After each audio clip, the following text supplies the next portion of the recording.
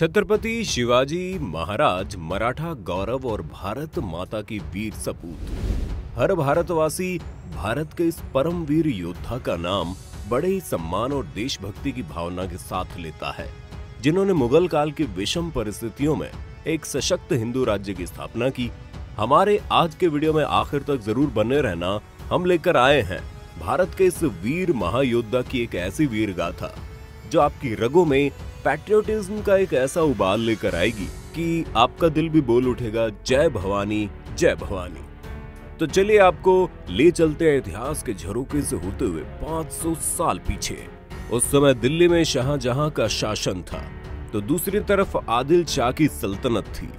दक्कन में अब्दुल कुतुब शाह अपना राज चला रहा था। ये पवित्र भारत भूमि कभी सनातन धर्मावलंबियों की मातृभूमि हुआ करती थी।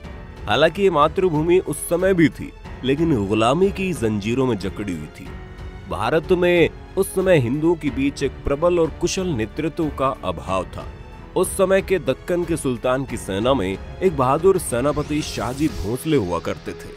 दरअसल अरब और खाड़ी देशों से आकर मुगलों ने हमारे देश पर कब्जा कर शासन शुरू कर दिया था, मगर शासन प्रशासन को चलाने के लिए बड़ी संख्या में कुशल लोगों को अरब से लाना संभव नहीं था। लिहाजा उन्होंने यहीं के योग्य हिंदू व्यक्तियों को अपने शासन प्रशासन में उच्च पदों पर आसीन किया, जैसे सेनापति, मंत्री वगैरह के सभी पद हिंदुओं के द्वारा ही संभाले जाते थे।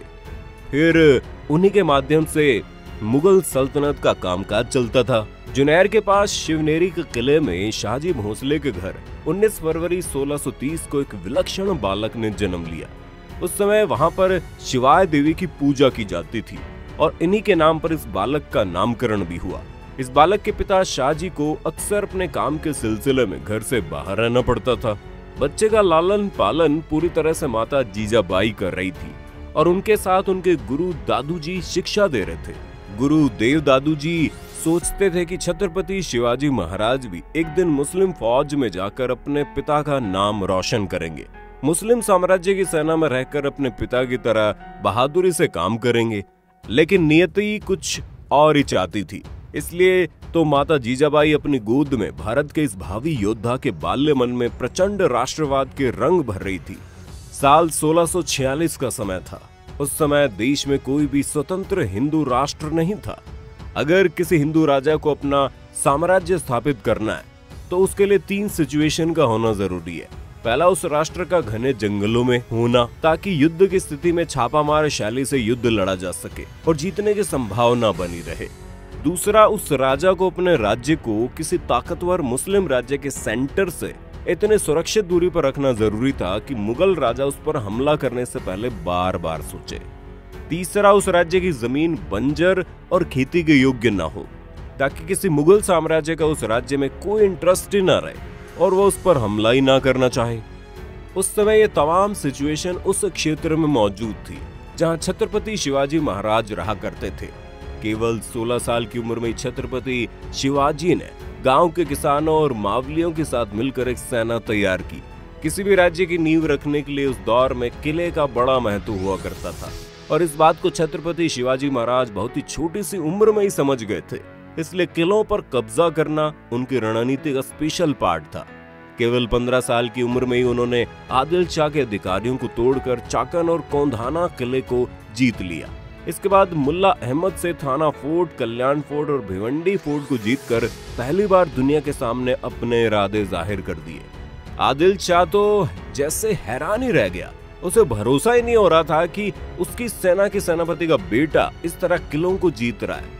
छत्रपति शिवाजी महाराज को सबक सिखाने के लिए आदिल शाह ने उनके पिता शाहजी भोसले को गिरफ्तार कर लिया और आने वाले 7 सालों तक उन्हें कैद में रखा। शिवाजी ने भी आदिल शाह पर कभी भी सीधा हमला नहीं किया, बल्कि उन्होंने 7 सालों का इंतजार किया और धीरे धीरे करके आसपास के लगभग 50 किले अपने कब्जे में कर लिए।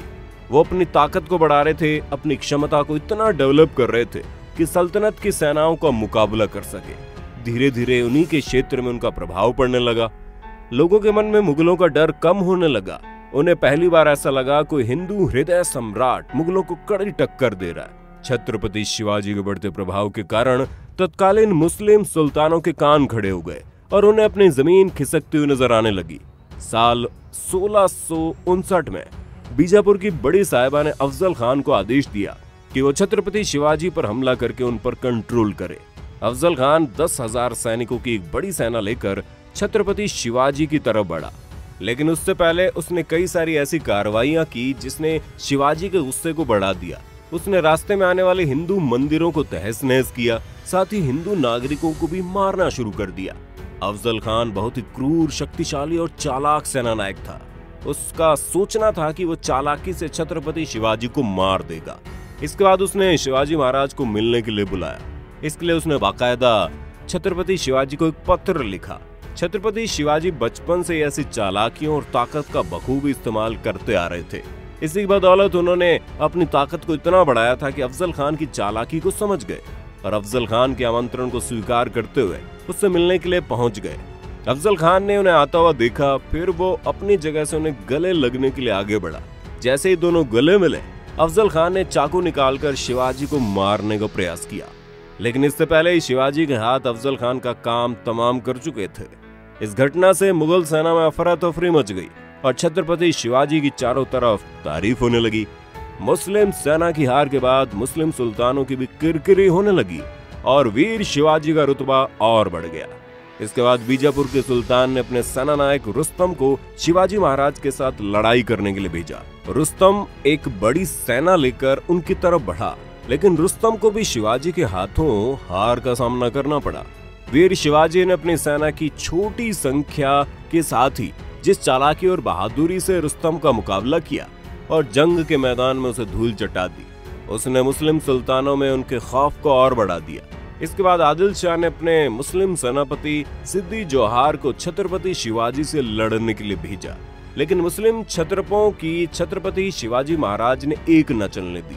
एक एक करके उनके तमाम चेले चपाटे नाकामयाब हो गए और शिवाजी का साम्राज्य विस्तार होता गया। धीरे धीरे वो एक हिंदू राजा के तौर पर लोगों के दिलों में जगह बना रहे थे।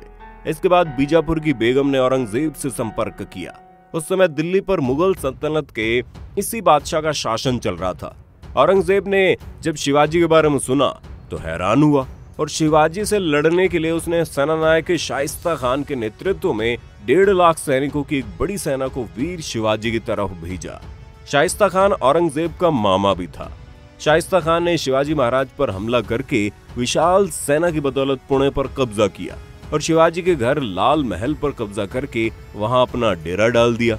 इसके बाद वीर शिवाजी छद्म वेश धारण करके अपने 400 सैनिकों के साथ उस पुणे के भीतर जाने में कामयाब हो गए। ये सभी सैनिक अपने महाराज शिवाजी के साथ बारातियों के वेश में पहुंचे थे। रात के वक्त अचानक शिवाजी ने शाइस्ता खान पर हमला कर दिया। अचानक हुए इस हमले से शाइस्ता खान बुरी तरह घबरा गया और जब उसे पता चला कि उसका सामना वीर छत्रपति शिवाजी महाराज से हुआ है तो उसकी हालत ही खराब हो गई। वो अपनी जान बचाकर भागने की कोशिश करने लगा, लेकिन शिवाजी महाराज की तलवार ने उस पर हमला कर दिया था। हालांकि उसकी जान तो बच गई, लेकिन उसके साथ ही उंगलियां कट गई, जिसकी वजह से काफी बेइज्जती भी हुई। लगातार मिल रही जीत की वजह से शिवाजी महाराज के साथ साथ उनके सैनिक भी काफी उत्साह में थे। साल 1664 तक शिवाजी महाराज ने कई मुगल सल्तनत को तहस नहस कर दिया और अपने साम्राज्य का विस्तार एक बड़े एरिया तक कर लिया। वीर शिवाजी की बहादुरी के किस्से औरंगजेब तक भी पहुंचने लगे। वो घबरा गया, उसे अपनी सल्तनत भी खतरे में नजर आने लगी। इसलिए उसने उसी साल एक राजपूत सेनानायक मिर्जा राजी जयसिंह के नेतृत्व में एक बड़ी सेना शिवाजी के साथ लड़ाई करने के लिए भेज दी। राजा जयसिंह की उम्र 60 साल हो चुकी थी, लेकिन इसके बावजूद उन्होंने अपनी बहादुरी बदौलत मुगल बादशाह औरंगजेब की काफी सेवा की थी। राजा जयसिंह की सेना के हाथों पहली बार शिवाजी महाराज को हार का सामना करना पड़ा। उन्हें अपने बेटे संभाजी के साथ आगरा जाना पड़ा और साथ ही हर्जाने के तौर पर एक बड़ी रकम औरंगजेब को देनी पड़ी। वीर शिवाजी को कंट्रोल में रखने के लिए पहले ये निर्णय लिया गया कि उन्हें औरंगजेब के दरबार में कोई पद दे दिया जाए, लेकिन आखिरी वक्त में औरंगजेब ने अपना फैसला बदल दिया और शिवाजी महाराज को घर में ही कैद कर लिया। और औरंगजेब का यही फैसला छत्रपति शिवाजी के काफी काम आया। शिवाजी महाराज कहाँ इस कैद में रहने वाले थे, वो तो चालाकी और बहादुरी की ऐसी मिसाल थे जिन्होंने हिंदुस्तान की वीरता के इतिहास में नया अध्याय जोड़ दिया था। उन्होंने अपने बीमार होने का बहाना किया और ठीक होने के लिए साधु संतों को रोज फल और मिठाई देने की इजाजत ले ली। इसी बीच एक दिन मौका पाकर उन्होंने अपने बेटे संभाजी को सामान की टोकरी में रखा और खुद एक मजदूर का वेश बनाकर किले से निकल गए। मथुरा, काशी और गया होते हुए पुरी गए, जहां से वो गोलकुंडा, बीजापुर से होकर रायगढ़ आ गए। इसके बाद 1670 तक एक बार फिर छत्रपति शिवाजी ने मुगलों के साथ लड़ाई की और अपने खोए हुए साम्राज्य का बड़ा हिस्सा वापस ले लिया। साल 1671 से 1674 के बीच औरंगजेब ने एड़ी चोटी का जोर लगा दिया कि वो वीर शिवाजी पर अपना नियंत्रण हासिल कर ले, लेकिन छत्रपति महाराज शिवाजी के आगे उसकी एक न चली। उसने हर बार हार का सामना किया। इसके बाद उसने वीर शिवाजी से लड़ने के लिए औरंगजेब ने अपने बेहतरीन सेनानायक दाऊद खान और मोहब्बत खान को लड़ने के लिए भेजा, लेकिन वो भी हार गए। इसी बीच साल 1672 में बीजापुर के सुल्तान अली आदिल शाह की मौत हो गई और उनकी मौत के बाद 6 जून 1674 को बीजापुर में हिंदू रीति रिवाज के साथ वैदिक मंत्रोच्चारण के बीच छत्रपति शिवाजी महाराज का राज्याभिषेक किया गया। बड़े समय अंतराल के बाद किसी हिंदू राजा का राज्य स्थापित हुआ था। मराठा साम्राज्य दिनों दिन शक्तिशाली होता जा रहा था। वीर छत्रपति शिवाजी महाराज न केवल एक बेहतरीन प्रशासक, कुशल योद्धा और कुशाग्र बुद्धि के धनी थे, बल्कि उनके भीतर सत्य और न्याय के प्रति गहरी आस्था थी। युद्ध में जीती हुई स्त्रियों को वो वापस ससम्मान उनके घर भेज दिया करते थे। उनका हमेशा सम्मान किया करते थे। उन्होंने धर्म के आधार पर कभी भी लोगों के बीच, उनके अंगरक्षकों में कुछ मुस्लिम भी मौजूद थे जो उनके वफादार थे। उन्होंने छापामार शैली में युद्ध करके भारत की युद्ध कला को एक नई दिशा दी। साथ ही नौसेना का निर्माण किया। वो अपने साम्राज्य के विस्तार, सुरक्षा की दृष्टि से किलों का बहुत अच्छा इस्तेमाल किया करते थे। जब वीर शिवाजी ने अपने इस विजय संकल्प की शुरुआत की थी तो उनके पास केवल 4 किले और 2000 सैनिक थे, लेकिन जब उन्होंने इस दुनिया में अंतिम सांस ली, उस समय मराठा साम्राज्य में 300 किले और 1 लाख सैनिक उनकी सेना में मौजूद थे। वीर छत्रपति शिवाजी महाराज अपने अंतिम समय में तेज बुखार से पीड़ित थे और पेचिश की भी शिकायत थी, जिसकी वजह से 52 साल की उम्र में वो स्वर्ग सिधार गए।